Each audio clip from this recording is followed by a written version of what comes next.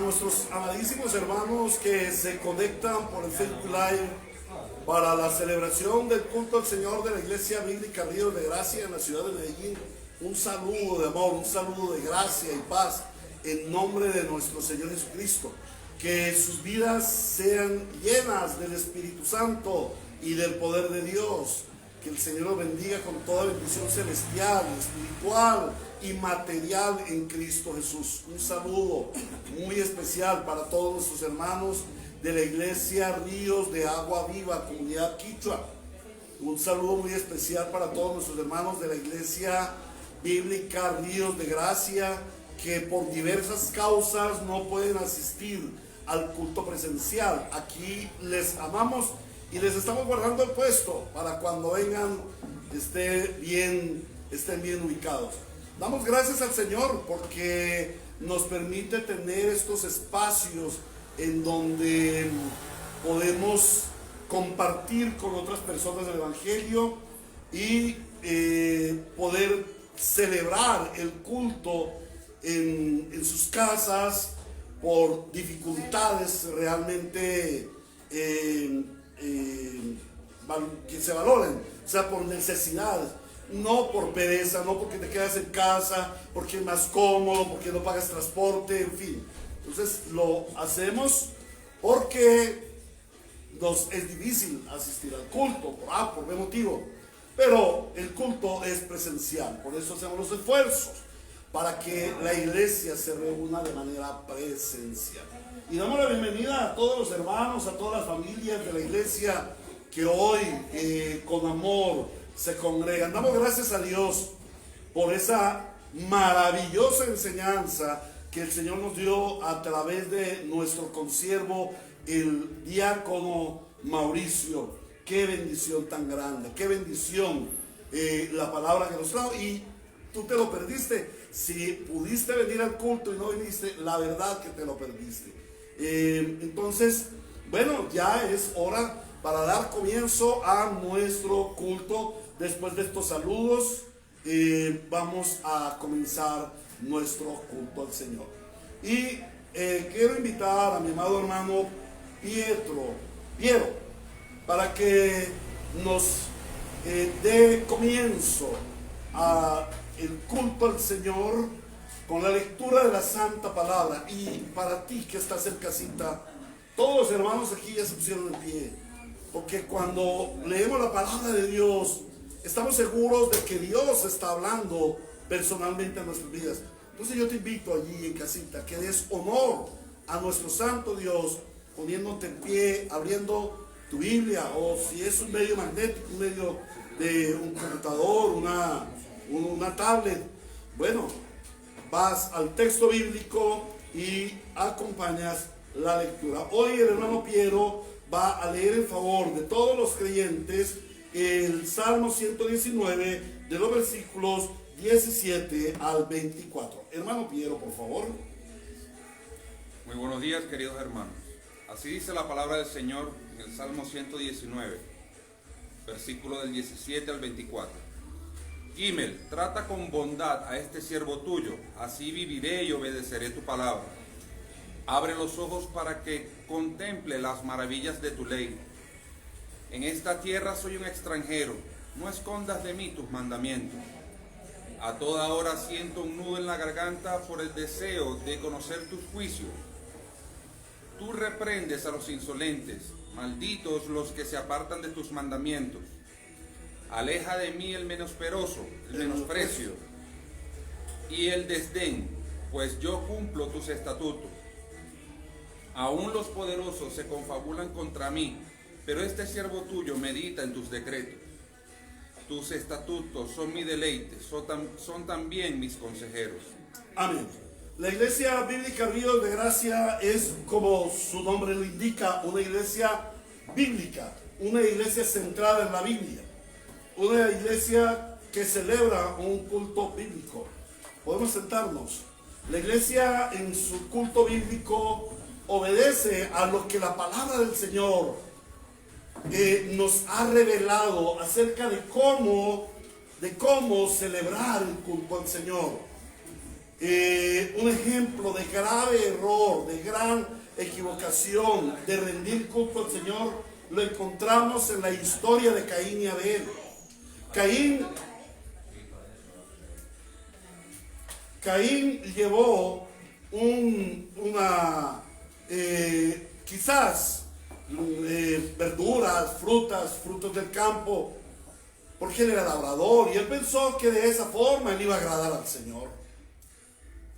Mientras que su hermano Abel, obedeciendo lo que sus padres le habían transmitido, la revelación de Dios, que para traer sacrificio de comunión al Señor había que sacrificar un cordero y derramar su sangre. Por esa razón, Abel trajo un sacrificio de adoración conforme el Señor lo estableció.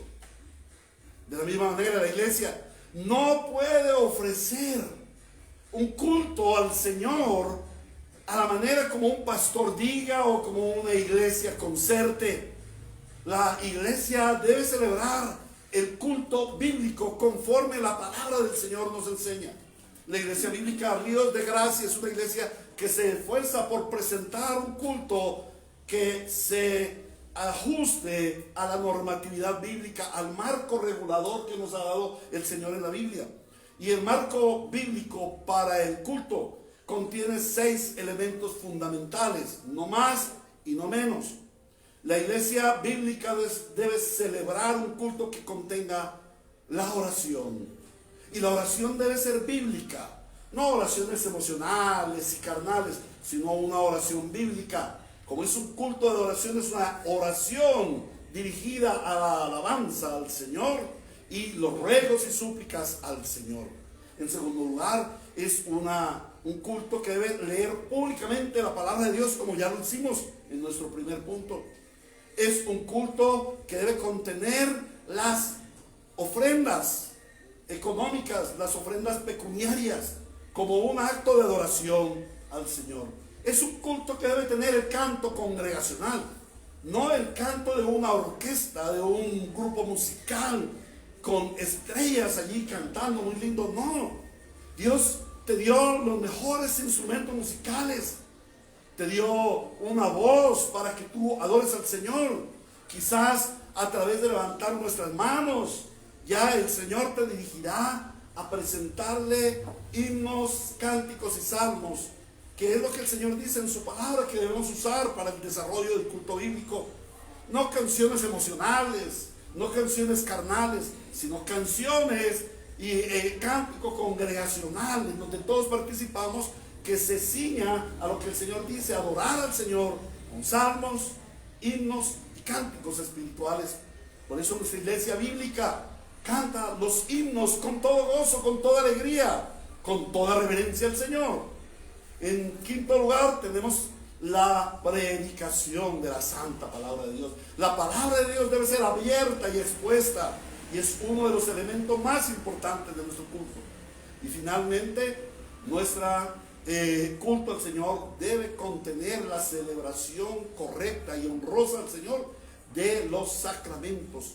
En nuestro caso, cada domingo celebramos la Santa Cena del Señor, y cada vez que podemos, ahora este año ha sido muy difícil, celebramos los bautismos, porque son los sacramentos que el Señor dejó instituidos en su iglesia.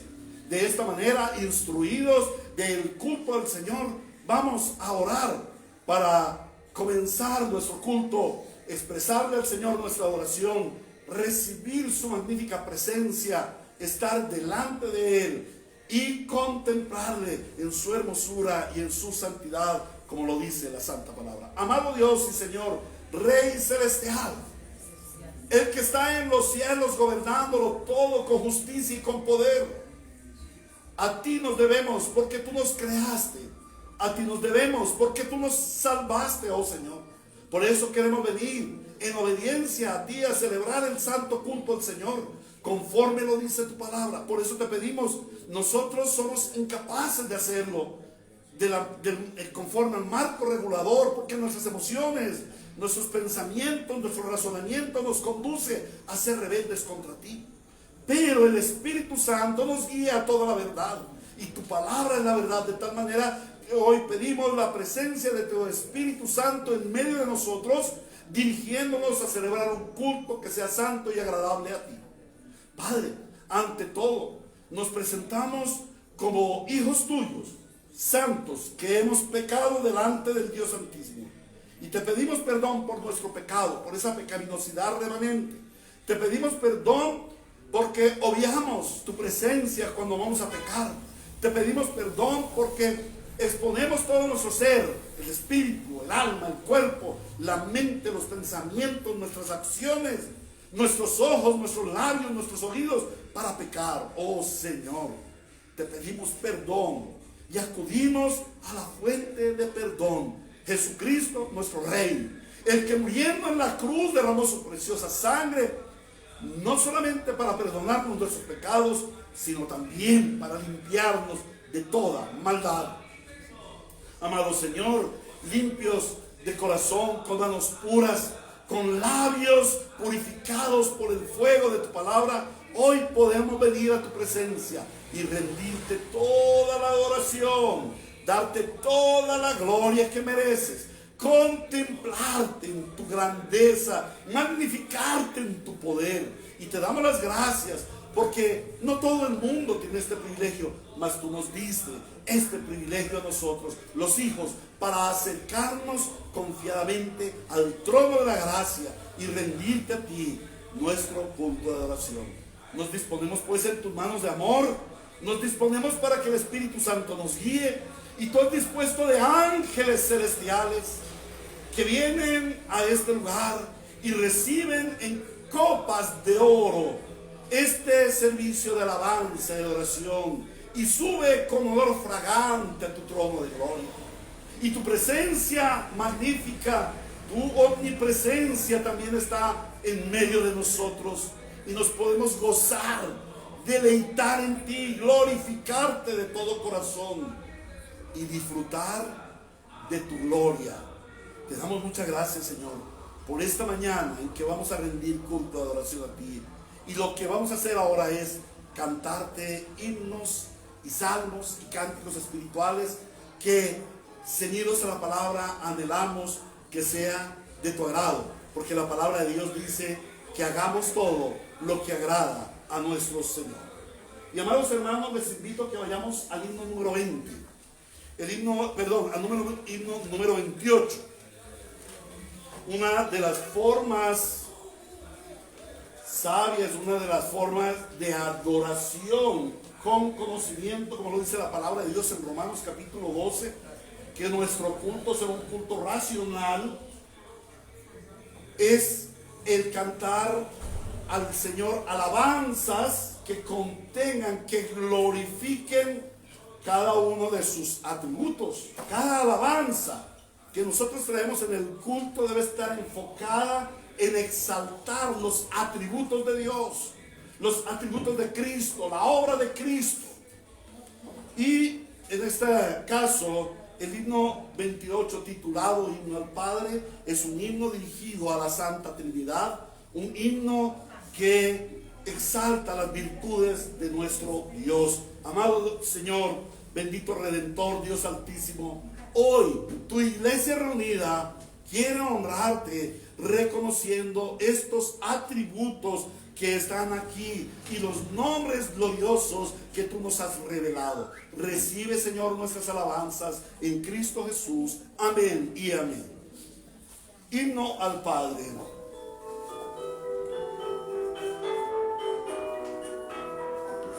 Cantadle a una voz conmigo,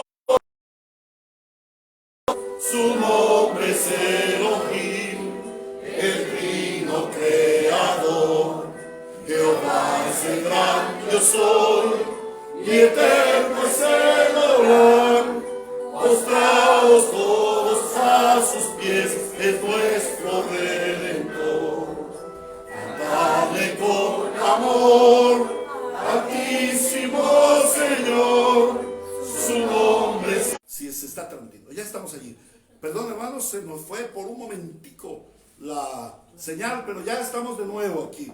Damos gracias al Señor porque nos permite cantar himnos, salmos y cánticos espirituales a su nombre. Vamos a ir al himno número 300 y vamos a reconocer uno de los atributos de Dios, la gracia de Dios.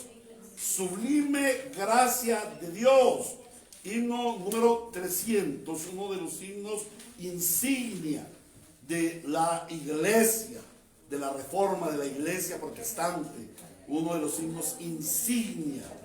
Un himno muy antiguo, escrito por el hermano John Newton en 1776. La historia de este hombre es tremenda. Él era un capitán de un barco, tenía un barco. ¿Y sabe qué hacía en ese barco? Traficaba esclavos. Era un traficante de esclavos. Y como un tirano trataba a esos esclavos. Ellos eran carne, eran un producto más. Nuestro hombre fue tomado por Cristo y fue transformado de tal manera que abandonó ese cruel oficio que tenía y se dedicó a servir al Señor. Y el Señor le da este himno, le inspira este himno, le ilumina este himno, que queda sellado como uno de los himnos insignes de nuestra iglesia a través de los siglos. Vamos a cantar al Señor sublime gracia. Amado Dios, ¿cómo no reconocer la sublime gracia de Dios? Nuestro amado hermano John Newton fue un verdadero desgraciado. Era un hombre en exceso malo. Pero tú viniste y transformaste su vida. Y él pudo contemplar tu gracia, Señor. Y pudo contemplar su extrema pecaminosidad y arrepentirse de su pecado y dedicarse al servicio a ti. Y cuando él escribe este himno, lo escribe con fe, con arrepentimiento, con reconocimiento de las virtudes de aquel que nos llamó de las tinieblas a su luz admirable. Gracias te damos, Señor, porque nos permites honrarte a través de este himno. Himno número 300, sublime gracia.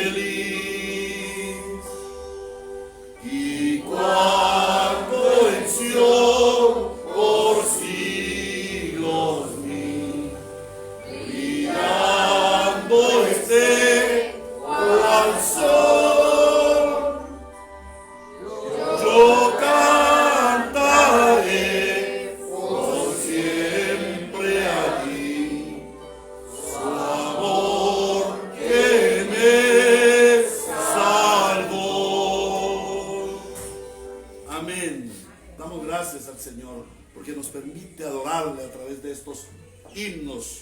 Ahora les invito a que vayamos al himno 560, un himno que exalta a nuestro Señor, por su virtud de ser la roca de la eternidad. Un himno que nos habla de nuestro glorioso futuro en la eternidad con Cristo. Amado Señor, gracias porque tú eres la roca de la eternidad. Eres nuestra roca de la salvación. Eres la roca sobre la cual está fundamentada la iglesia, la cual ha permanecido en pie, y no solamente en pie, sino edificándose durante 20 siglos y hoy en día. Porque tú eres la roca, y sobre esta roca el Señor edifica su iglesia, y las puertas del Hades no prevalecerán contra ella.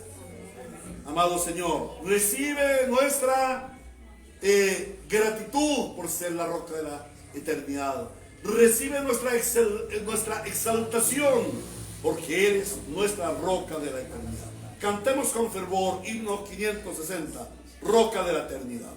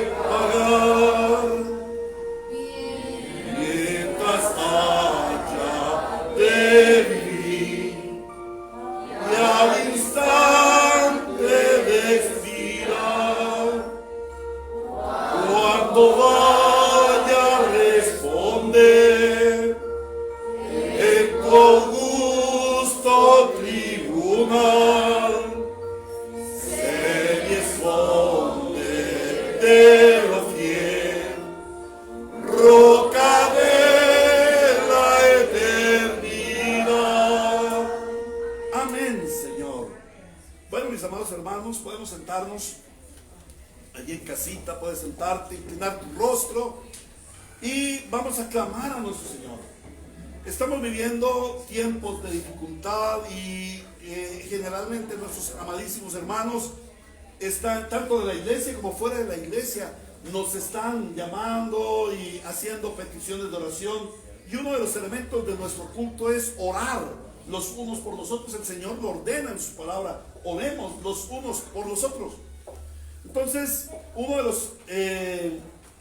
de las peticiones de oración es por nuestros familiares, nuestras amistades queridas, aquellas personas que están tan cercanos a nosotros, nuestros patronos, empleadores, compañeros de trabajo, nuestros empleados, en fin, debemos orar por estas personas, porque en medio de estas circunstancias que han sido dadas al Señor para juicio sobre la tierra, aún para juicio sobre la iglesia, en medio de estas circunstancias, la única salida es doblegar sus corazones a Cristo. A veces tenemos, como hombres pecadores, tenemos corazones orgullosos, corazones que no se doblegan, ni aún con esta pandemia, aún con esta situación social, política y económica que sufre la nación, ni aún así se quieren doblegar. Pero ¿a qué está llamada la iglesia? ¿A condenar a estas personas, a juzgarlas? De ninguna manera. El Señor nos dio un santo mandamiento: oremos por ellos, oremos por su conversión, oremos para que ellos corran a los pies de Cristo y vean la gloria de Dios en su salvación. Amado Señor, en esta mañana queremos acudir a tu trono de gracia, porque sabemos que está abierto a tus hijos.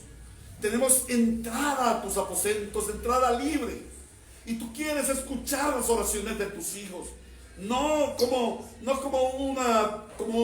una lista de demandas sindicales, sino como el suave y dulce clamor de tus hijos, intercediendo por aquellos familiares, hermanos, hermanas, cuñados, nietos, sobrinos, primos, que aún no tienen este santo privilegio, este hermoso privilegio de conocerte. Y que algunos de ellos están pasando por dificultades. Sabemos de un sobrino de Juan Darío que en este momento está hospitalizado, a punto de ser intubado por el COVID. Otros hermanos, otros familiares, parientes, amigos de los hermanos que están pasando por dificultades económicas, por dificultades de salud. Te suplicamos, Señor, que tengan misericordia de ellos y que en tu amor y bondad te complazcas en traerles, en doblegar su corazón para que ellos vengan a tus pies, rendidos. Clamamos por salvación para ellos, porque tu palabra dice que ningún hombre quiere hacer lo bueno, que no hay quien busque a Dios, ni uno solo. Pero Señor, tu Espíritu Santo, que es poderoso, nos trae a Cristo. Y la palabra de Dios dice: ninguno puede venir a mí si el Padre no los trajere. Y la palabra de Dios dice: nadie viene al Padre si no es por mí.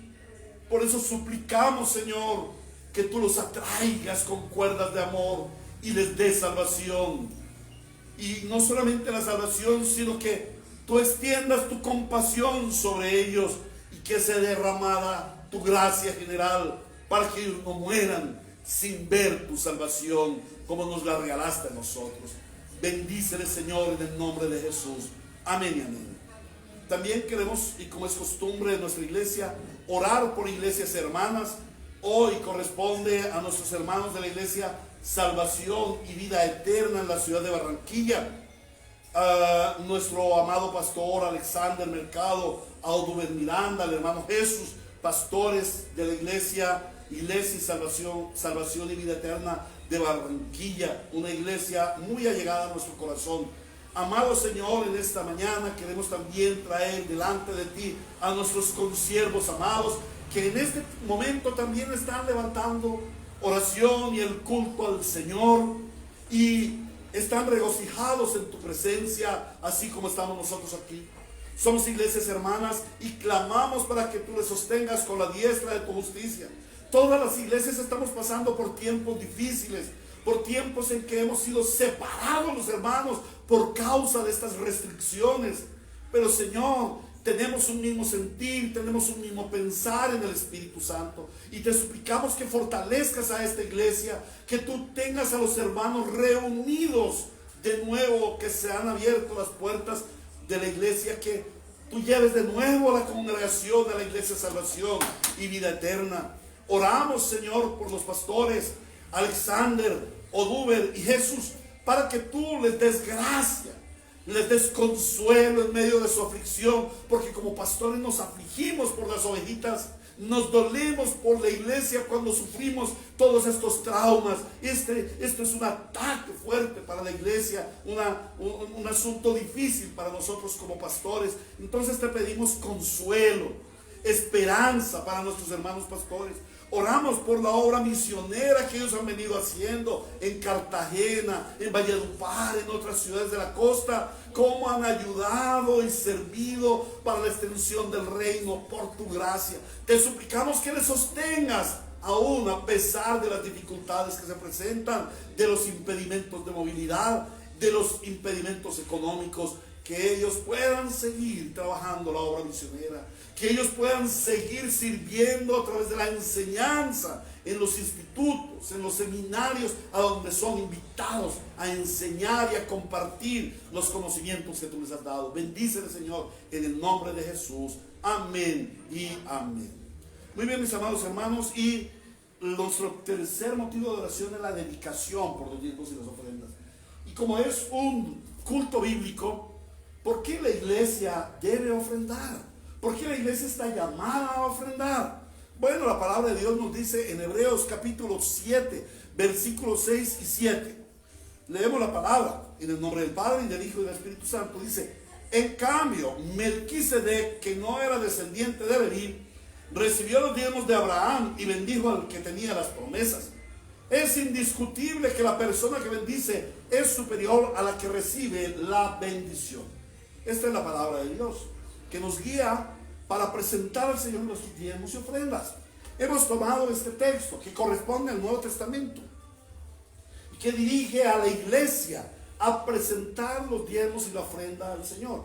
Ya hemos visto de los versículos 1 al 5 y hoy miramos en el versículo 6 que dice que veníamos del versículo 5 en donde hablaba que Israel le trajo los diezmos a los levitas. Pero Melquisedec, que no era descendiente de Leví, recibió los diezmos de Abraham y bendijo al que tenía las promesas. ¿Por qué? Porque como lo vimos en los versículos 1 y 2, Abraham pudo ver que este Melquisedec, rey de Salem, rey de paz, es el sacerdote del Dios Altísimo. Es una sombra, una figura de Cristo en el Antiguo Testamento. Él pudo ver a Cristo y se rindió a Él. Y una forma de rendirse fue presentarle los diezmos y las ofrendas. No porque el sacerdote Melquisedec necesitara algo, sino porque él era digno de recibir la alabanza. ¿Y por qué era digno de recibir las alabanzas? Porque él fue el dador de las promesas a Abraham, de las promesas de allí de Hebreos 12, 1 al 3, donde el Señor le dice a Abraham: vete de tu tierra y de tu parentela a la tierra que yo te mostraré, y haré de ti una nación grande, y bendeciré a todas y en ti bendeciré a todas las familias de la tierra. Esto es una síntesis de lo que nos muestra Génesis capítulo 12, del llamamiento, de las promesas que le hizo Dios a Abraham. Y por eso Abraham, al comprender que ese Melquisedec del Antiguo Testamento, sombra y figura de Jesucristo en el Nuevo Testamento, le presenta los diezmos al Señor. Amén. De la misma manera nosotros presentamos nuestros diezmos y nuestras ofrendas al Señor. Algunos hermanos en la semana han traído su diezmo, su ofrenda, y oramos también por ellos. Padre, gracias te damos, Señor, porque tú nos has dado toda provisión y podemos, al igual que Abraham, reconocer en Cristo al Rey de paz, al Rey de justicia, al Rey que nos salvó y que nos integró en el cuerpo de Cristo, en la iglesia, en la familia de Dios, en el pueblo adquirido por Dios. Y te damos gracias porque has estado pendiente de toda bendición para nosotros. No nos falta ninguna bendición. Todas las bendiciones las tenemos en Cristo Jesús. Y mayor es el que bendice que el que recibe la bendición. Y bendecimos y traemos honor y gloria al dador de nuestras promesas. Y nuestras promesas no son simplemente terrenales. Él se ocupa de lo terrenal, sí, pero nuestra promesa es gloriosa. Abraham recibió una promesa de una tierra en este mundo, pero los creyentes recibimos una promesa: la vida eterna en los cielos, junto a Cristo por la eternidad. Te damos muchas gracias, Señor, y con gozo, con mucha alegría, traemos hoy nuestra ofrenda al Señor, en Cristo Jesús. Amén. Muy bien, hermanos, podemos presentar a nuestro Señor los diezmos y las ofrendas, como corresponde a las iglesias del Señor. Y ahora les invito a que vayamos al Evangelio según San Mateo. Nos preparemos para la lectura de la palabra que va a ser predicada hoy. Amén. La predicación de la palabra tiene tres espacios, tiene tres fundamentos. El primero es la lectura de la palabra. El segundo es la explicación de la palabra. Y el tercero es la aplicación de la palabra. Eso es lo que en síntesis debe contener una predicación bíblica. La lectura pública de la palabra, la explicación de esa palabra y la aplicación de la palabra por el Espíritu Santo. Entonces vamos a dedicarnos para la predicación de la palabra del Señor y vamos a orar, disponiendo nuestros corazones, pidiéndole al Señor que sea Él sembrando su palabra, como lo dice el Evangelio según San Mateo, que ya lo vimos en las parábolas del capítulo 13, donde Él es el sembrador y nosotros somos ese terreno donde Él siembra su palabra. Amado Señor, el Dios de los cielos, santo y sublime, el único Dios viviente y verdadero, el único Dios a quien podemos venir a orar y a hablar, porque es el Dios vivo que escucha nuestras oraciones, responde a nuestras oraciones, actúa a nuestro favor cuando oramos. Y en esta mañana reconocemos que tú eres el Dios que te comunicas con nosotros, el Dios que te revelas a nosotros y quieres darnos la palabra de Dios predicada con un principal objetivo: que te conozcamos a ti, el único Dios verdadero, y a tu Hijo Jesucristo, a quien has enviado. Te suplicamos para que tu palabra corra y sea glorificada en este lugar, en este templo santo que es tu iglesia, en estos medios de comunicación que nos has dado en el siglo XXI, la transmisión por Facebook Live, la transmisión por YouTube posteriormente, para todo el que está conectado o para todo aquel que luego va a ver esta predicación. Te suplicamos que tú obres poderosamente en la vida de cada persona y obres esa transformación radical, que edifiques a tu iglesia, Señor. Ladrillo tras ladrillo estás formando el templo santo y eterno del Señor, la iglesia hermosa. Pero también te suplicamos por aquellos que no han creído y tú les traes al Evangelio. Que hoy tu palabra sea sembrada en esos corazones, que tú produzcas un ardiente deseo por seguir a Cristo, por aprender tu palabra y por prepararse para la promesa de la vida eterna. Amado Señor, y me inclino delante de ti. Me considero un siervo inútil. Me considero indocto, incapaz para exponer tu santa palabra. Por mí mismo no habría podido comprender el texto bíblico, mucho menos trazarlo para la exposición de este sermón. Por eso acudo a tu gracia. Bendito Espíritu Santo del Trino Dios, te suplico, Señor, fervorosamente, tomes control de mi vida, de mi mente, de mi corazón, de mis labios, para que yo sea fiel al santo texto, para que yo dirija a mis hermanos por el camino que tú me ordenaste como pastor y como predicador dirigirles. Oro, Señor, para que yo no me desvíe ni a diestra ni a siniestra, que seas tú guardándome y corrigiéndome, aun si hay una equivocación en la preparación de este sermón. Corrígeme, Señor, te lo suplicamos en el nombre de Cristo Jesús, para que tú seas siempre exaltado en tu iglesia a través de la predicación de la palabra, que tu iglesia sea edificada y que los que aún no han creído crean por la gracia de la exposición del Evangelio. A ti la gloria por los siglos de los siglos. Amén y amén. Muy bien, hermanos, leemos la palabra de Dios. Vamos a Mateo 26. Nosotros ya vimos una perícopa o una unidad de pensamiento acerca de cuando el Señor Jesús asistió, fue llevado al juicio, ese juicio perverso que se le hizo en la casa del sumo sacerdote Caifás. Pero no sé si algunos de ustedes se dieron cuenta que nos saltamos el segundo versículo de esta unidad de pensamiento, que es el versículo 58. No tratamos ese versículo, nadie me dijo nada. pero hoy lo vamos a tratar. Mateo 26, 57 y 58, y luego saltamos del 69 al 75, ¿vale? Vamos para allá. Leemos la palabra de Dios en el nombre del Padre, del Hijo y del Espíritu Santo. Mateo capítulo 26, 57 y 58, así dice el Señor. Los que habían arrestado a Jesús lo llevaron ante Caifás, el sumo sacerdote, donde se habían reunido los maestros de la ley y los ancianos. 58, que es el énfasis que vamos a tener. Pero Pedro lo siguió de lejos hasta el patio del sumo sacerdote.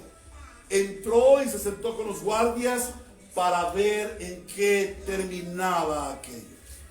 Y saltamos de los versículos 69 al 75, en donde vamos a meditar acerca de las 3 negaciones de Pedro. Versículo 69, así dice el Señor. Mientras tanto, Pedro estaba sentado fuera en el patio y una criada se le acercó. Tú también estabas con Jesús de Galilea, le dijo. Pero él lo negó delante de todos diciendo, no sé de qué estás hablando. Luego salió a la puerta donde otra criada lo vio y dijo a los que estaban allí, este estaba con Jesús de Nazaret. Él lo volvió a negar, jurándoles, a ese hombre ni lo conozco.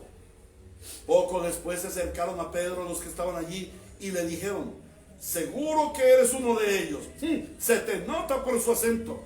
Y comenzó a echarse maldiciones y les juró, a ese hombre ni lo conozco. En ese instante cantó un gallo.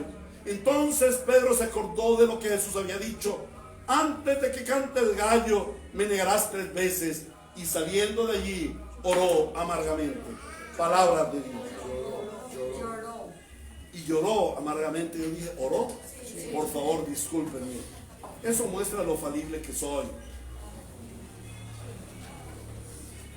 Continuando con nuestro sermón expositivo y secuencial del Evangelio de Mateo, entramos a la consideración de una nueva unidad de pensamiento que nos da el Espíritu Santo en su palabra. Y es el relato sobre las 3 veces que Jesús negó al Señor. Y he unido los versículos 57 y 58 al pasaje del 69 al 75, porque ellos forman una sola estructura literaria. Para poder introducirnos en el tema, quiero hacer un comentario acerca de un personaje, de pronto no tan conocido aquí, pero para los que estudian literatura y lenguas, todo esto, es muy conocido. Su nombre es José Saramago. José Saramago fue el premio Nobel o Nobel de literatura de 1998. O sea, alguien muy parecido a nuestro Noel García Márquez. Y este hombre, José Saramago, hizo un comentario sobre la Biblia. Un comentario, él era ateo, porque él ya murió, en portugués, escritor, ateo, humanista.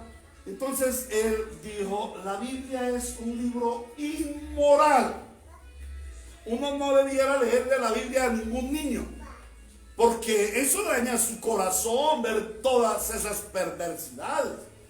Dice que es la revelación de Dios, pero ¿cómo puede ser que Dios hable de tanta maldad y tanta inmoralidad allí?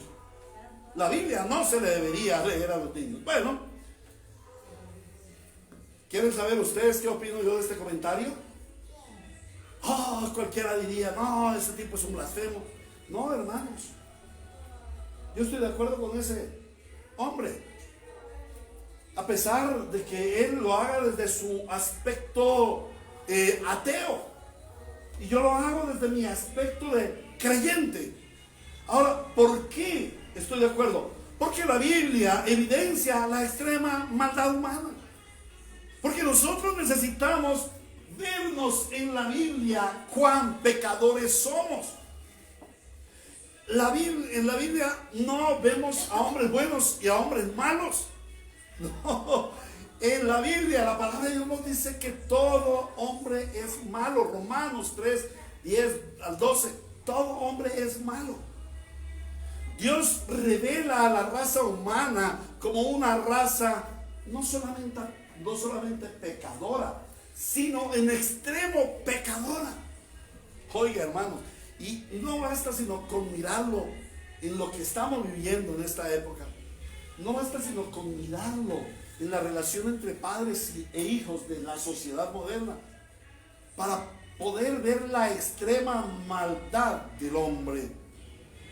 La Biblia no hace distinción entre buenos y malos. La Biblia hace una distinción entre redimidos e irredentos, entre hijos de la luz e hijos de las tinieblas. Y el pasaje que vamos a estudiar nos revela uno de los actos más bochornosos, más vergonzosos de la historia bíblica. Y es la cobardía que tiene el apóstol más valiente de los 12. Vemos la debilidad de ese discípulo que a través de la historia del evangelio parece ser el más fuerte. Pedro, ese hombre valiente, se atreve a negar a Jesús no una, no dos, sino 3 veces. Y no lo hace frente a grandes autoridades, a reyes o magistrados. Lo hace ante simples sirvientas, ante guardias, policías de la época. Este es un verdadero acto vergonzoso para un creyente. Y es que, hermanos, toda la Biblia es sorprendentemente sincera y nos muestra los actos bochornosos de los hombres de Dios. Podemos ver, por ejemplo, la pusilanimidad de Adán. Podemos ver la embriaguez de Noé, el proxenetismo de nuestro padre Abraham, el adulterio de David con Betsabé y el asesinato de su esposo, el general Urías, amigo de David. Y las 3 negaciones de Pedro se encuentran allí. Pero ¿cómo puede ser que el hombre de Dios, un hombre de Dios, se pueda comportar así? ¿Y cómo puede ser que Dios registre en su libro santo estos pecados tan vergonzosos de su pueblo? ¿No es esto un mal ejemplo para la iglesia y para el mundo? La Biblia nos muestra que los hombres de Dios no somos perfectos. Recibimos la salvación, pero el pecado nos sigue asediando. El mismo apóstol Pedro lo dice. Nuestro adversario, el diablo, está como un león rugiente, buscando a quien devorar. El pecado nos sigue asediando y nos debilitamos ante las tentaciones. Y la Biblia nos muestra estos ejemplos. Dios, el Señor, nos relata estos ejemplos en la Biblia para que sepamos a qué nos estamos enfrentando, para que conozcamos la realidad del cristiano, para que miremos que la vida del creyente no es un lecho de rosas, sino un camino de espinas, angosto, difícil. Eso lo dice el mismo Señor, ¿no? Entrad por la puerta angosta y caminad el camino estrecho, que al final encontrarás la casa de la gloria de Dios. El texto bíblico que hemos leído nos da ejemplo de esto a través de un gran hombre de la fe. No podemos negar que Pedro, el apóstol Pedro, fue un gran hombre de la fe. Por más fuerte que parezca, este hombre estaba expuesto a caer en el pecado. Vemos la lucha de sus sentimientos, vemos su confusión, vemos la debilidad del carácter de Pedro, vemos su ambigüedad, vemos su doble ánimo, su falta de persistencia y sus temores que lo llevan a la cobardía. Todas estas situaciones personales de Pedro, algunas permanentes y otras circunstanciales, fueron las que lo llevaron al pecado.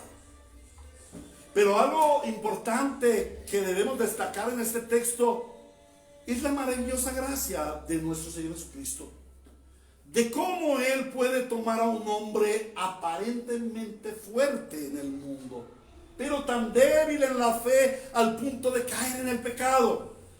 Y él toma a ese hombre y lo lleva a hacer una roca, una piedra. Por eso le dice, ya no te llamarás, no se llamará tu nombre Simón, porque él como pescador se llamaba Simón. Su papá y su mamá lo llamaban Simón, venga a desayunar.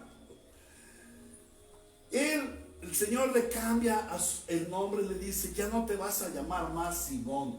De ahora en adelante tu nombre será Pedro, una piedra, un guijarro, sólido, fuerte. ¿Por qué? Porque Pedro era un débil. Aunque aparentemente él parecía un hombre fuerte, así, drástico, aceleradito, la realidad es que por dentro había un hombre débil, deleznable, que cayó fácilmente en el pecado. Y aquí vemos la gracia del Señor, de cómo Él toma a ese hombre pecador, débil, y le obra una transformación poderosa que lo convierte en un hombre fuerte, en un hombre ejemplar de la fe. A tal punto que él escribe dos de las cartas más importantes que encontramos en la Biblia, la primera y la segunda de Pedro. Pero no solamente esto, sino que él también es el que le enseña a Juan Marcos el Evangelio de Marcos, porque Juan Marcos era discípulo de Pedro. Entonces nosotros vemos cómo el Señor obra una transformación poderosa en los creyentes. Y esta debe ser la visión de cada uno de nosotros. Ser transformados como Pedro fue transformado, como Juan fue transformado, como el apóstol Pablo fue transformado.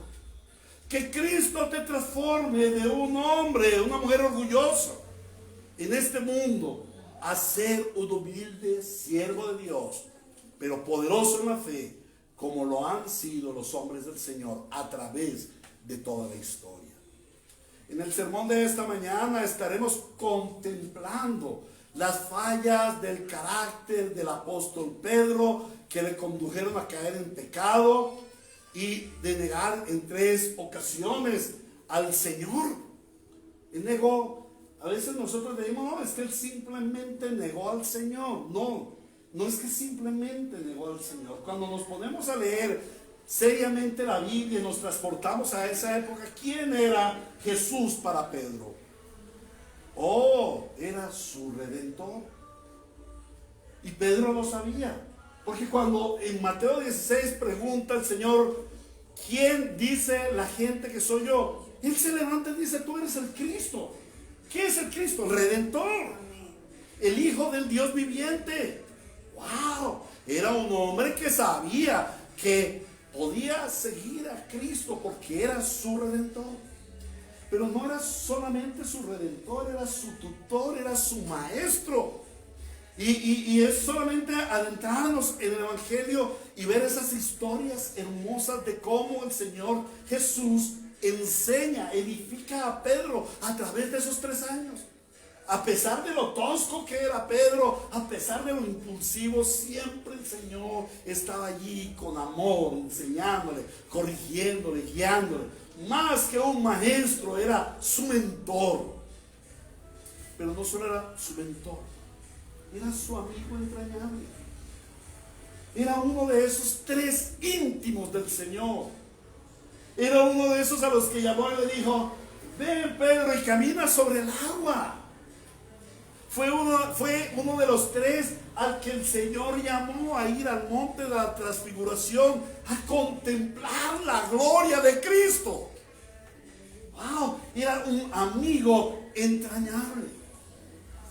Y no solamente el Señor era su Redentor, su maestro y su amigo, sino era esa persona que le había brindado tanta confianza.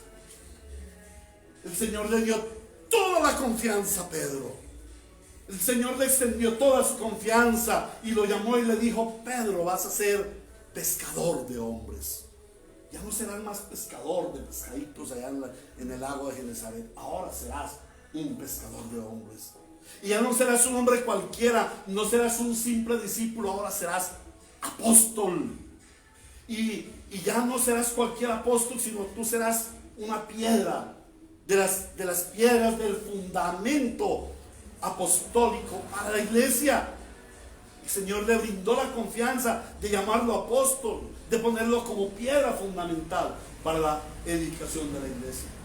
El negar a ese Señor amoroso que significaba todo esto para Pedro era algo verdaderamente bajo. En el sermón de esta mañana, en el cual empezamos una nueva serie la siguiente serie de enseñanzas, la serie de enseñanzas se titula Pedro niega a Jesús 3 veces, o Pedro niega a Jesús. Y en el primer lugar vamos a ver la caída del creyente. En el sermón de esta mañana estaremos observando, meditando a través de la caída de Pedro, cómo el Señor nos ilustra, nos previene de cómo es que cae el creyente. El Espíritu Santo nos muestra en este pasaje cómo Pedro, siendo un buen creyente, Pedro era un buen creyente, ¿no les parece a ustedes? ¿Ustedes qué dicen? ¿Era Pedro un buen creyente? Pues era un buen creyente porque siguió fielmente 7:24 durante 3 años al Señor Jesucristo. Y era un fiel creyente porque él siguió siendo el líder de la iglesia durante muchos años de la iglesia en Jerusalén.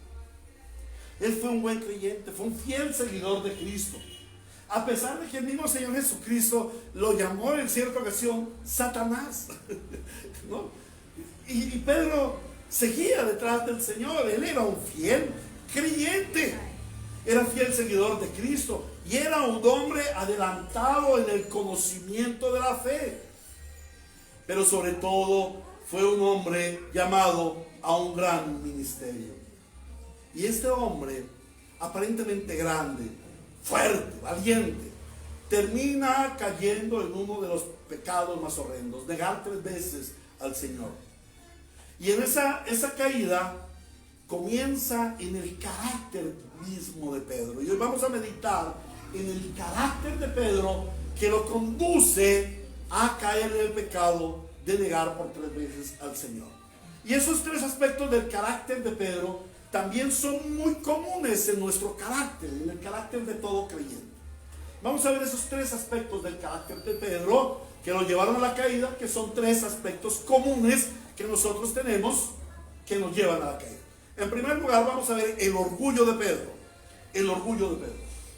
En segundo lugar veremos el doble ánimo de Pedro. Y en tercer lugar veremos la cobardía de Pedro. Estamos hablando de la generalidad del texto y a ello añadimos la historia bíblica, la historia del Evangelio. En Proverbios capítulo 16, versículo 18, Proverbios capítulo 16, versículo 18, la palabra del Señor en la Nueva Versión Internacional nos dice: al orgullo le sigue la destrucción y a la altanería el fracaso. Mientras tanto, en la Reina Valera del 60 nos dice: antes del quebrantamiento es la soberbia, y antes de la caída, la altivez de espíritu. El primer detonante para la caída de Pedro es su orgullo. En realidad, este es el detonante de todo pecado, de toda caída. Esta es la primera causa por la que Satanás cayó en pecado. ¿Por qué Satanás cayó en el pecado? Antes de Satanás no había pecado. Satanás cae en el pecado por su orgullo. Él quería usurpar el trono de Dios. Era tan orgulloso que no soportaba que Dios fuera Dios. Él quería ser Dios. Pero ese fue exactamente el mismo pecado que él llevó al que él llevó a Adán y Eva. Adán y Eva cayeron en el pecado de su altivez, de su arrogancia, de su orgullo, de pretender ser Dios. ¿Por qué ellos comieron del árbol del fruto del bien y el mal? ¿Por qué querían ser Dios? ¿Y por qué querían ser Dios? Porque Satán les dijo: si ustedes comen de ese árbol, van a ser como Dios. Y si ustedes van a ser como Dios, ¿para qué van a necesitar a Dios? Ustedes se van a sentar en el trono de Dios. Y a Adán y a Eva eso les llamó la atención y se llenaron de orgullo y por eso desobedecieron la palabra del Señor.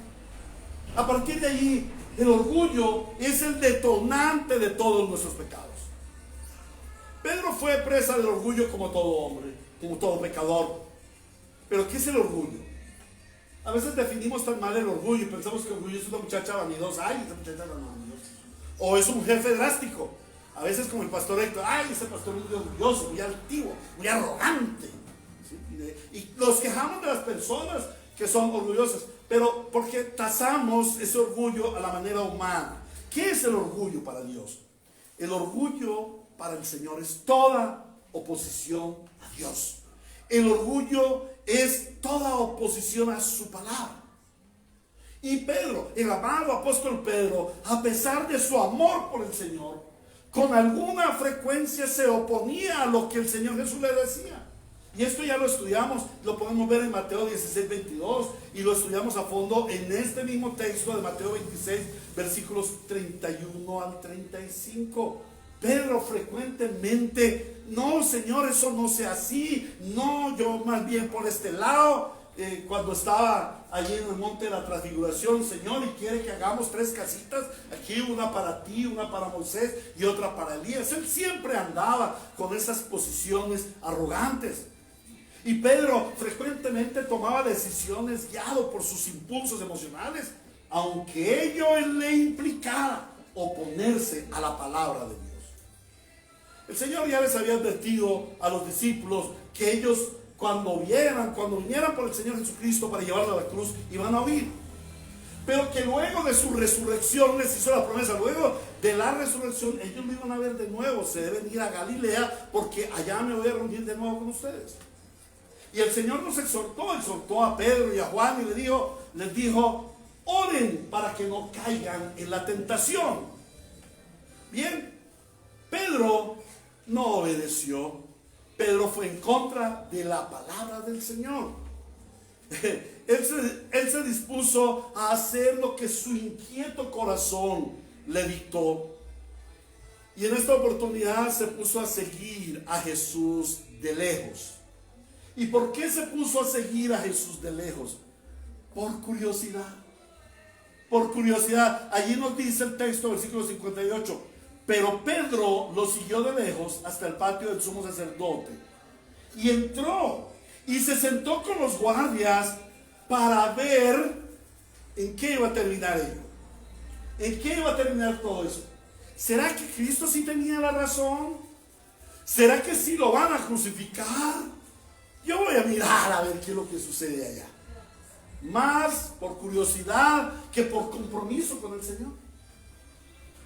Pedro muestra orgullo cuando, al ser puesto en evidencia por las 2 sirvientas y por los guardias, como uno de los discípulos de Cristo, vienen ellos y dicen, usted era uno de esos que estaba allá con ese tal Jesús. Y él se avergüenza, le da pena de ser llamado cristiano. Y dice, no, yo ni conozco a ese Señor, no sé quién sea. A mí záfenme de esa. 3 veces lo hizo. ¿Por qué lo hizo? ¿Por humildad? ¿Por miedo? No, por orgullo. Porque para él valía más su buena fama, valía más su integridad personal, que decir que era seguidor del Señor Jesús. Porque se iban a burlar de él. Porque muy seguramente también lo irían a azotar. No, yo no me meto a eso. ¿Cuántas veces actuamos los cristianos así? Así somos muchos cristianos. Somos dominados por el orgullo y fácilmente caemos en pecado por nuestro orgullo. Por esto debemos acudir a Cristo para exponer todo nuestro orgullo, el orgullo de nuestro corazón. Porque todos nosotros, los cristianos, también tenemos un corazón orgulloso, porque todavía guardamos el remanente de pecado. Y recordemos, el pecado es orgullo. Entonces debemos venir a nuestro Señor para exponer todo orgullo de nuestro corazón y orar a Él para ser libertados del pecado. Y cuando nosotros hacemos esto, Él nos muestra la cruz. Él nos muestra la cruz. ¿Y por qué nos muestra la cruz? Porque fue en la cruz en donde todo orgullo fue doblegado, fue puesto a los pies de Cristo. Porque Él venció al pecado. En la cruz Él venció al pecado. La obra de Cristo en la cruz doblegó el orgullo humano. Cristo nos dio ejemplo de humildad en toda su manera de vivir. Y Él nos ordena a nosotros, sus seguidores, a los cristianos, a los santos creyentes, nos ordena que seamos como Él es, humilde.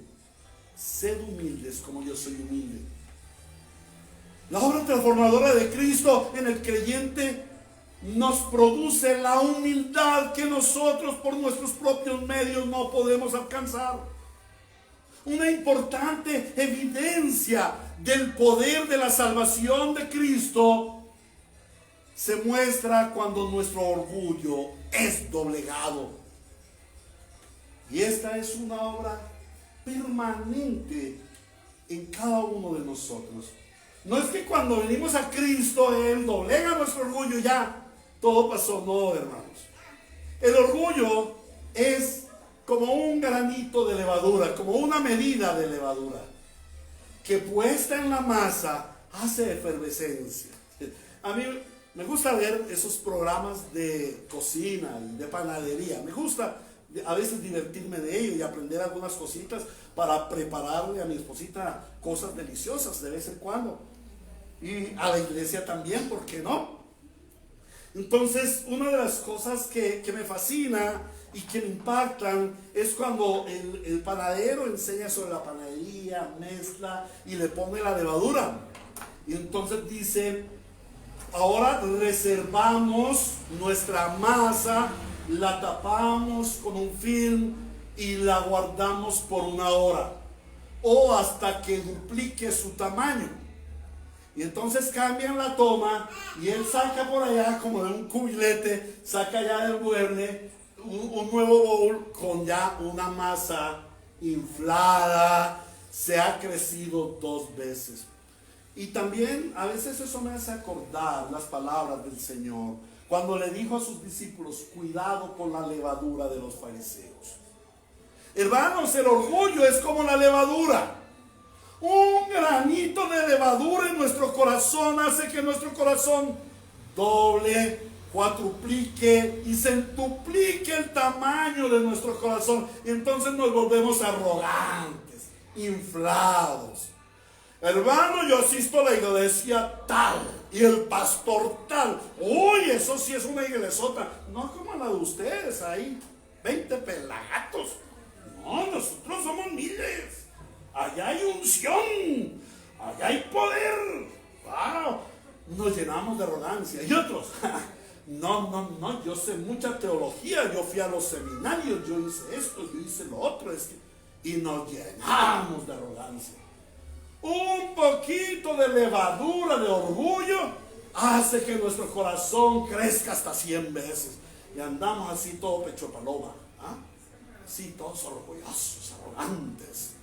Oh, hermanos, tenemos que venir a Cristo y ver la humildad de Cristo. Examina tu corazón frecuentemente, cada mañana, cada noche, en tu oración, en tu devocional. Expon tu corazón y dile, Señor, ¿qué orgullo he tenido hoy? ¿Qué orgullo he tenido hoy delante de ti? ¿Qué me ha hecho arrogante, orgulloso, que tú aborrezcas? Sométete a ser tratado en el área de tu orgullo. Sométete a ser tratado en esa área de tu orgullo. Y que empieces a evidenciar esa preciosa naturaleza de Cristo, la humildad. Y cómo majar ese orgullo y permitir que cada vez nos dobleguemos, cada vez bajemos más en la humildad. Acude a los medios de gracia. Acude a la oración. Acude a la meditación de la palabra de Dios, en donde vas a ver el ejemplo de Cristo y el ejemplo de los santos hombres de Dios transformados. y liberados de su orgullo, pero que siguen luchando con su orgullo. Pedro, hasta el último de sus días en esta carne, luchó contra su orgullo, contra su vanidad, contra su vanagloria. ¿Recuerdan al apóstol Pablo? En cierta ocasión dijo: he rogado al Señor para que Él quite de mí este aguijón de la carne. Algunos, la gran mayoría de comentaristas dicen el orgullo del apóstol Pablo, conforme al contexto, el aguijón en la carne del apóstol Pablo, conforme al contexto, era el orgullo. Era el orgullo. Y el Señor le dice: bástate mi gracia. ¿Por qué?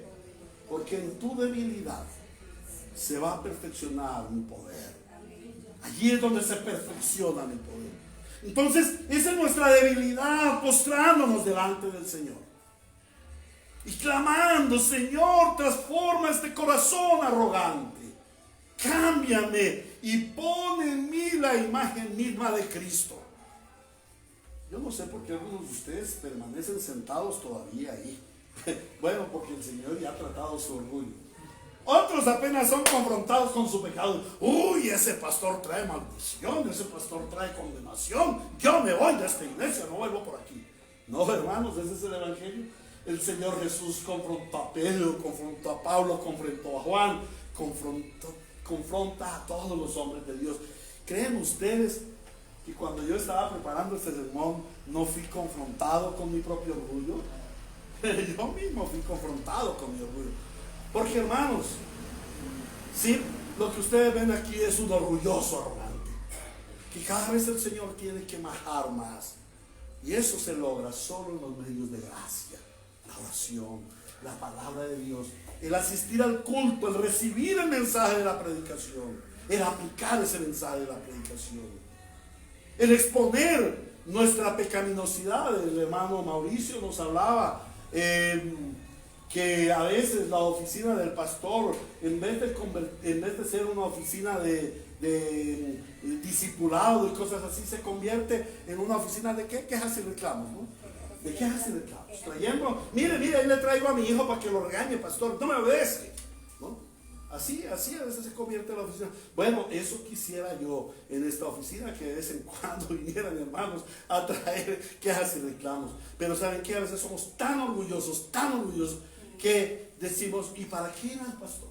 No, porque no, eso son cosas íntimas de nosotros. ¿Para qué hablamos con el pastor? Eso es de la casa, eso lo solucionamos aquí.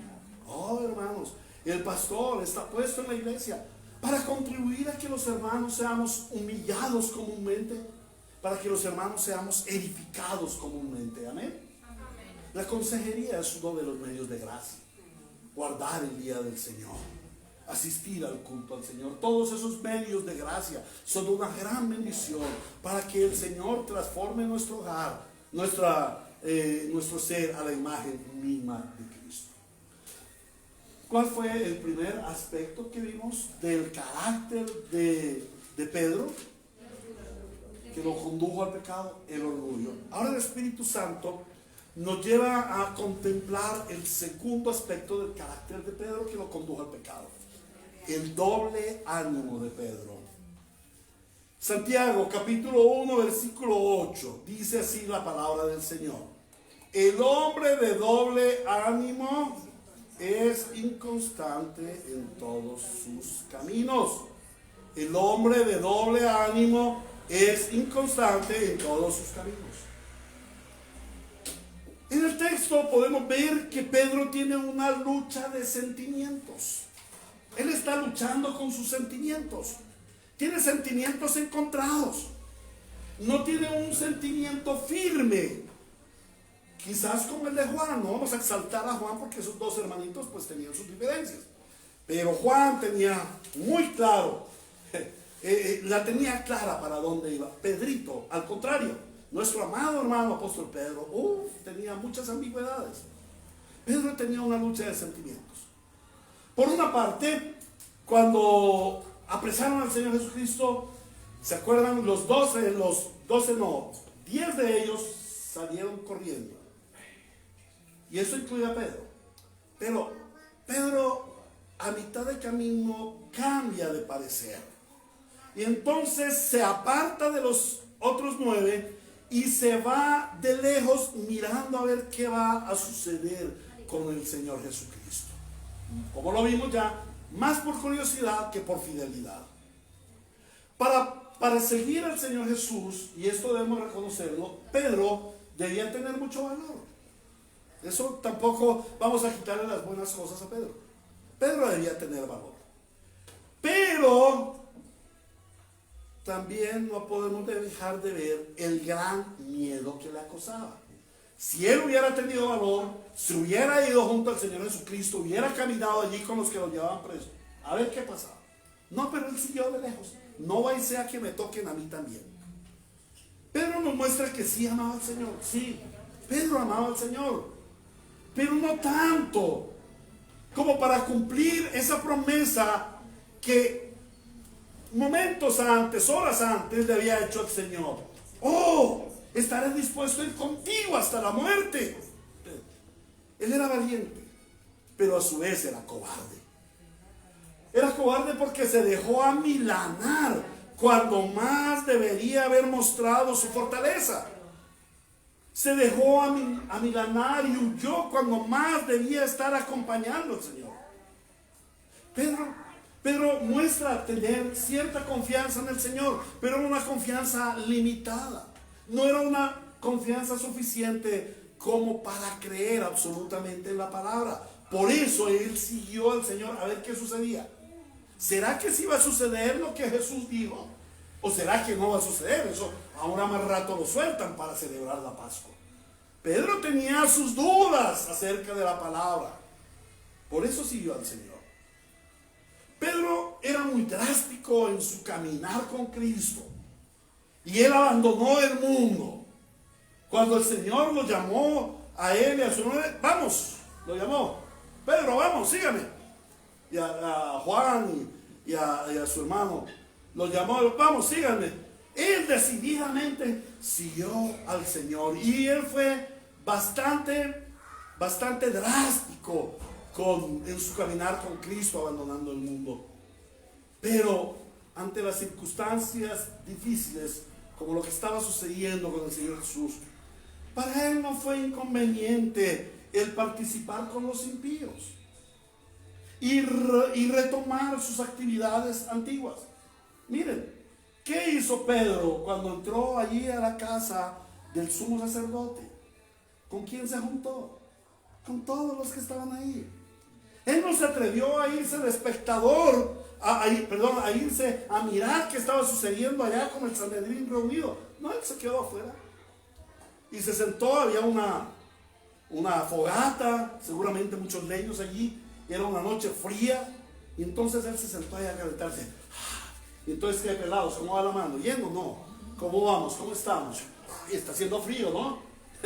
Y el hombre ahí, más bien ahí, acompañándose con los mundanos. Quizás compartiendo con los mundanos. A lo mejor había aguapanelita. Señor, quiero una aguapanela. Bueno, listo, chévere, gracias, me la tomo. Allá, compartiendo con los impíos. ¿Cierto? ¿Se acuerdan qué pasó con Pedro después de la resurrección del Señor? Y él bastante desmotivado. ¿Qué hizo? Se fue al lago de Genesaret y retomó su trabajo en las barcas y se llevó a otros 6, 7 de los discípulos del Señor y se fueron a faenear en el lago, a pescar. ¿Por qué? Porque él se había decepcionado del ministerio. A él se le había olvidado completamente que él tenía un llamado santo. A él se le había olvidado que el Señor Jesús lo había nombrado como apóstol. Y era un hombre de doble ánimo. A veces era apóstol y otras veces era pescador. Una de las debilidades del carácter de Pedro fue su falta de firmeza en sus convicciones y actitudes. Luego de la restauración, vemos que el Señor sigue trabajando en este aspecto de Pedro. Y vemos un pasaje en Gálatas capítulo 2, 11 al 14. Gálatas 2, 11 al 14 dice así la palabra. Pues bien, Cuando Pedro fue a Antioquía, le eché en cara su comportamiento condenable, dice el apóstol Pablo. Antes que llegaran algunos de parte de Jacobo, Pedro solía comer con los gentiles, pero cuando aquellos llegaron, comenzó a retraerse y a separarse de los gentiles por temor a los partidarios de la circuncisión. Entonces los demás judíos se unieron a Pedro en su hipocresía. ¿Cómo trata el apóstol Pablo a Pedro aquí? Un hipócrita, un hombre de doble ánimo. ¿Y cómo te sientes hoy si yo te miro y te digo, eres un hipócrita? O mejor, el Señor Jesús nos mira y nos dice, ustedes, ríos de gracia, son unos hipócritas. ¿Cómo te sientes? Ay, no, qué pereza, ¿por qué me trata así? No volvemos a esa iglesia. No volvamos, allá nos tratan mal, nos dicen hipócritas. Bueno, Pablo se lo dijo. Le tuve que decir, usted es un hipócrita. ¿Cierto? Dice, cuando vi que no actuaban rectamente como corresponde a la integridad. ¿O qué sé? ¿Qué le dijo Pablo a Pedro? Usted es un hombre falto de integridad. Usted no es íntegro. A usted le falta integridad, Pedro. La palabra de Dios dice que lo resistió cara a cara. Oh, fue una pelea fuerte entre Pedro y Pablo. Entonces, dice, y como corresponde a la integridad del evangelio, le dije a Pedro delante de todos, si tú que eres judío vives como si no lo fueras, entonces ¿por qué obligas a los gentiles a practicar el judaísmo? ¡Wow!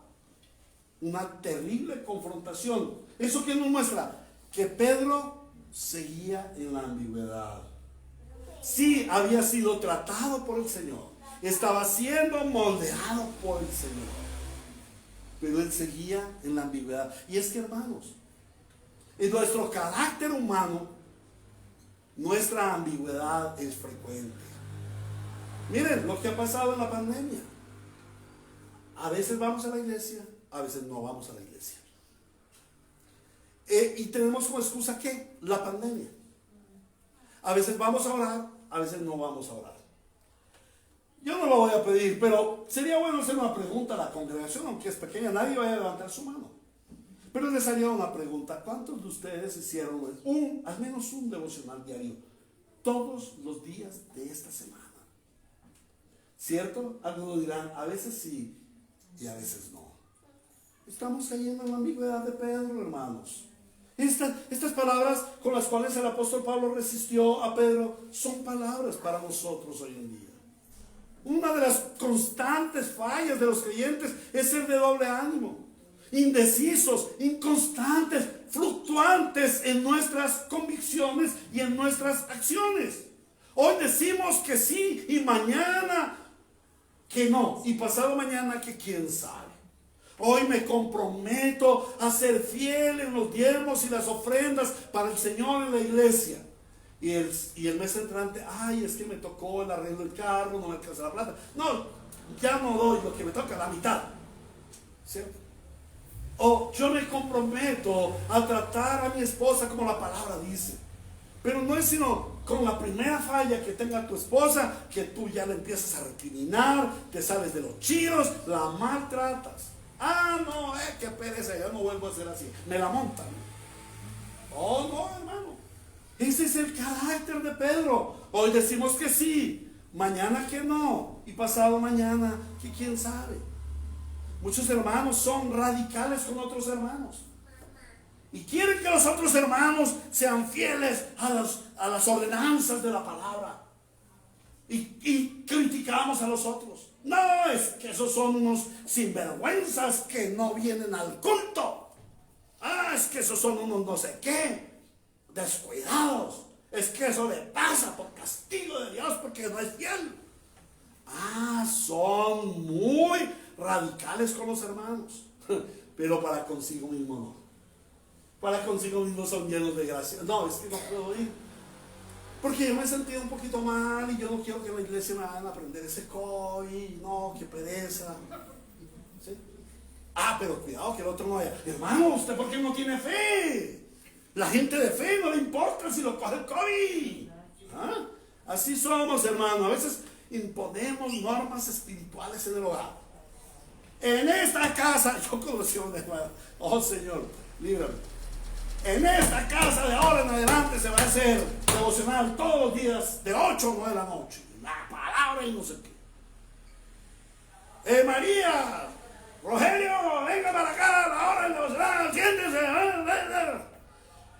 Y a los 15 minutos los niños todos enojados se sentaban. Es que ustedes, no sé qué. Pero el día que él llegaba cansado, se sentaba, prendía la televisión y no le importaba que fuera a las 8 o 9 de la noche y lo hacía el devocional. Ambiguos, ambivalentes, inconstantes en todos los caminos. La obra de Cristo en el pecador es una obra transformadora. Y vemos cómo el Señor transforma a Pedro en su carácter. Y posteriormente es un apóstol reconocido y amado por el apóstol Pedro. Y es un apóstol reconocido y que ama al apóstol Pablo, que reconoce su ministerio. Es un hombre que ha sido transformado por Cristo. Y esa transformación, en esa transformación, Cristo, el Señor, te imprime su carácter. ¿Saben para qué estamos aquí, hermanos? Aquí estamos, una de las razones por las que estamos aquí es que Cristo, el Señor, ponga su carácter en ti, ponga su carácter en mí y nos transforme cada día más a la imagen de nuestro Redentor. Y Él pone en ti ese carácter firme. Pastor, hasta el momento he intentado hacer devocional y se me cruzan las cosas y no puedo hacer devocional. Permanece. Sigue haciéndolo. No importa si un día fallaste, al otro día vuelve. Si un día fallaste, al otro día vuelve. Y verás la gloria de Dios, porque eso nos muestra cómo el Señor te está llevando por su proceso transformador. Que el Señor produzca en ti un carácter firme. El fruto del Espíritu es paciencia, que significa perseverancia, constancia, carácter firme. Amado hermano, examínate ante Cristo y ve esas áreas de tu vida en que estás siendo ambiguo, en que estás siendo indeciso, en que estás siendo de doble ánimo. Porque cuando tú permites que esto prevalezca en tu vida, eso te lleva fácilmente al pecado y al fracaso de tu vida como cristiano. Entonces clama a Cristo. Clama a Cristo para que Él ponga en ti su naturaleza firme, para que el Espíritu Santo produzca en ti ese fruto del Espíritu que te lleva a ser un siervo de Cristo firme. Acude a los medios de gracia. Ven a la oración y clama: Señor, pon en mí un espíritu firme, un carácter firme. Imprime en mí tu naturaleza, tu carácter de firmeza, de decisión.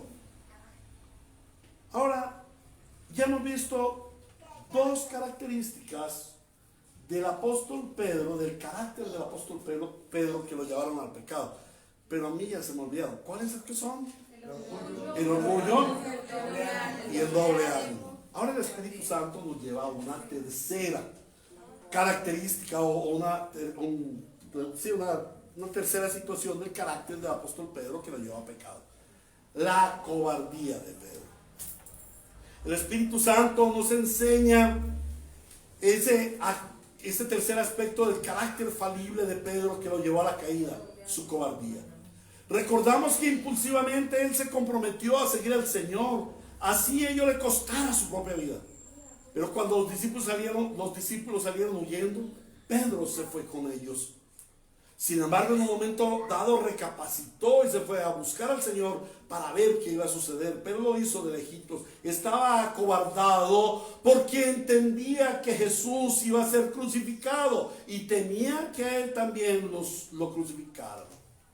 Pedro, el fuerte y valiente apóstol comprometido a seguir a Cristo, el mismo que blandió la espada en Getsemaní, ahora se convertía en un simple espectador que no intervino para nada para defender al Señor Jesucristo cuando le estaban haciendo ese horrible juicio injusto que ya vimos.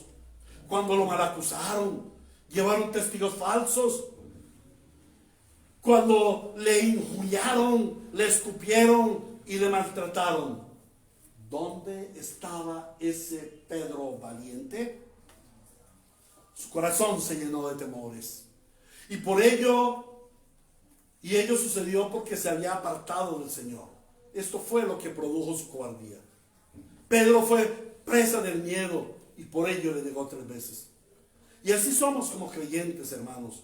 Nos llenamos de miedo y no acudimos a la fortaleza que nos da Cristo y terminamos apartándonos del Señor. Terminamos enfriando nuestros corazones y abandonando la fe.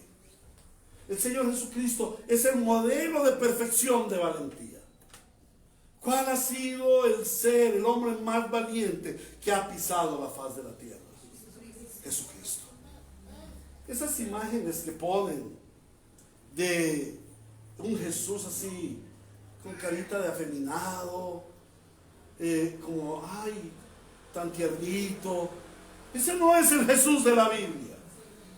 El Jesús de la Biblia es un hombre valiente, es un hombre esforzado, es un hombre experimentado en quebrantos, dice el profeta Isaías. Experimentado en el sufrimiento, un hombre acostumbrado a sufrir, un hombre acostumbrado a ir al desierto a estar 40 días y 40 noches en ayuno. Un varón que soportó toda clase de humillaciones. Él tuvo la valentía de que siendo Dios se humanó. De que como Dios humanado soportó toda humillación porque tomó la forma de siervo, de sirviente rebajado. Él asumió ese estado de humillación. Él soportó el calvario y sufrió la muerte por nosotros. No ha existido hombre más valiente que Cristo. Y Él en su obra redentiva nos imprime ese carácter de valentía. ¿Quieres ser valiente?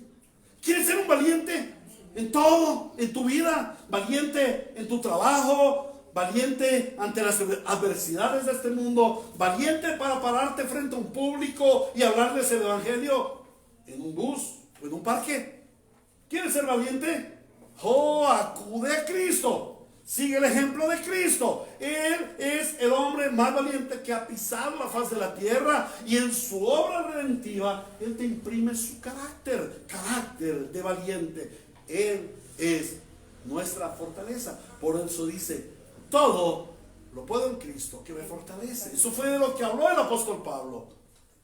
Yo que estaba tan acostumbrado a vivir bien y que tenía temores de sufrir hambre, de sufrir despecho, desprecios, lo que fuera. Bueno, pues el Señor me ha llevado por eso y me he dado cuenta de una cosa: todo lo puedo en Cristo que me fortalece. Ahora, antes era un cobarde, ahora soy un valiente. Amado hermano, examínate y considera tus temores y cobardías. Temor para presentarte como cristiano.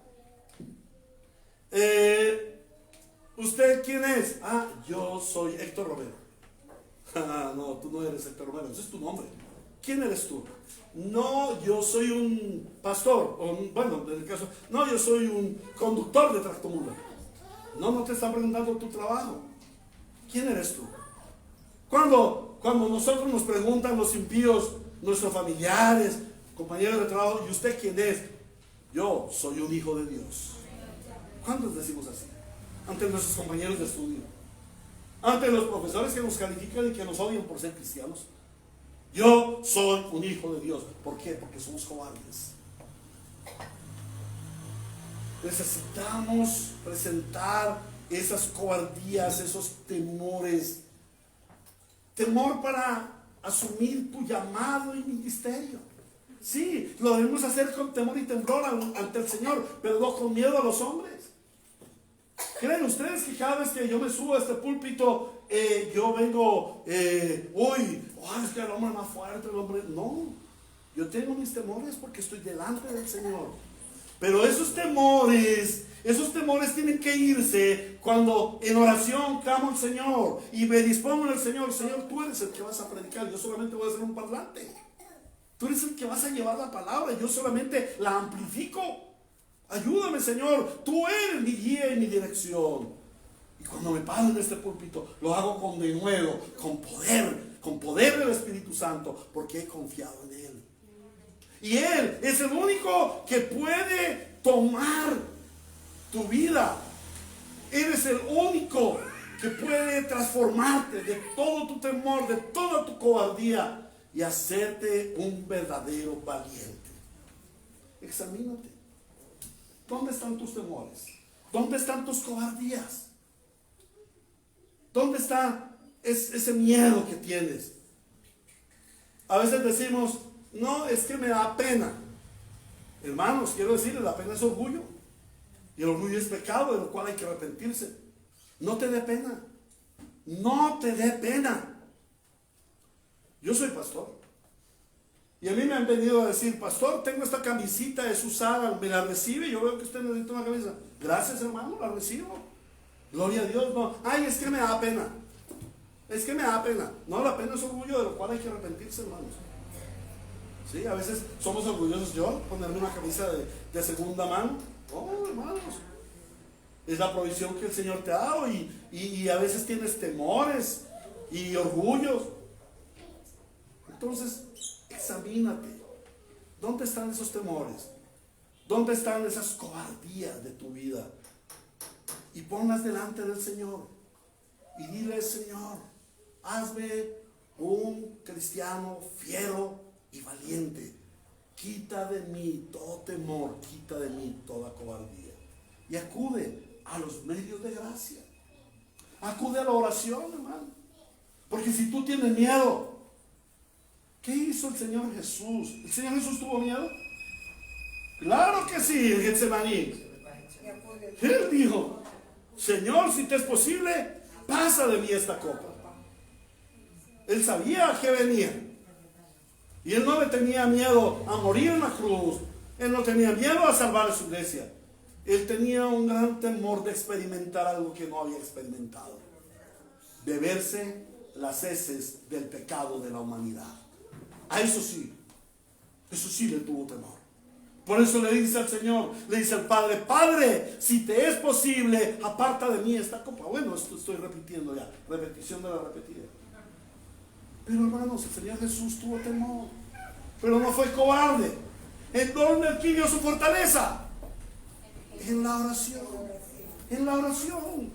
Postrado ante el Padre en Getsemaní, recibiendo el poder del Espíritu Santo para alcanzar la victoria en la cruz, para levantarse victorioso de la tumba y estar sentado a la diestra del Padre con gran poder y gloria. Ven a Cristo, inclínate, ora, busca en la palabra esas palabras de aliento y de fuerza, esas palabras que te quitan todo temor y toda cobardía, y dile al Señor, transfórmame y hazme fiero y valiente como tú. ¿A qué conclusión hemos de llegar, hermanos? El Señor ya había tratado durante 3 años las debilidades del carácter de Pedro. El Señor le había impartido en 3 años, y a través de toda la predicación, y a través de toda la compañía, y a través de todos los milagros que el Señor había hecho, le había impartido a Pedro ese carácter de Cristo. Pero el llamado celestial es más alto que los estándares humanos y mundanales. Y se requiere ser cada día más perfeccionados a la imagen de Cristo. Crecer de gloria en gloria a la imagen misma de nuestro Redentor, dice la palabra. Era necesario que en Pedro se evidenciaran estas debilidades para que él fuera fortalecido y así poder cumplir ese santo llamamiento. De la misma manera tú, como creyente, estás plagado de debilidades de carácter. No solo estas 3, hay más. Pedrito, solamente analizamos estas conforme al texto. En Pedro estaban estas debilidades, pero él necesitó de un constante trato con Cristo para ser transformado. Asimismo nosotros, plagados de debilidades de carácter, necesitamos ser transformados de tal manera que a medida que sufrimos estas adversidades, se van mostrando nuestras debilidades. No tengas temor a mostrar tus debilidades, porque por gracia, esas debilidades, como dice el salmista David, examíname, oh Dios, conóceme, prueba mi corazón y conoce mis pensamientos y ve mis debilidades, ve si hay en mí camino de perversidad y guíame por el camino eterno. Cuando tú expones tus debilidades, Cristo obra en ti, porque Cristo te está perfeccionando, porque Él quiere que cada día tú seas más semejante a Él, que cada día tú adquieras más la identidad de Cristo, para que cuando lleguemos al cielo juntos, los hermanos, en la presencia de Cristo, no haya ninguna debilidad, y en nuestra vida eterna seamos tan fuertes como el león de Judá, a quien debemos gloria, honor y alabanza por los siglos de los siglos. Amén. Oremos. Amado Señor, nuestro buen Redentor, gracias por tu palabra, Señor. Hoy hemos tenido en este sermón biográfico, hemos visto esas debilidades del carácter de Pedro, que son debilidades comunes a todos los santos de la iglesia. Calvino, Lutero, Agustín de Hipona, Jerónimo, todos ellos, al igual que nosotros, han sufrido debilidades de carácter. Pero tú has estado siempre allí, evidenciando nuestras debilidades de carácter y transformándonos para la gloria de Cristo. Por eso nos exponemos y te decimos, Señor, hoy hemos sido seriamente confrontados con nuestras debilidades de carácter. Debilidades de carácter a veces tan fuertes, que nos llevan a la caída en el pecado. El orgullo, el doble ánimo, la cobardía y otras más son debilidades de carácter que deben ser transformadas en nuestro ser, como tú lo hiciste con el apóstol Pedro.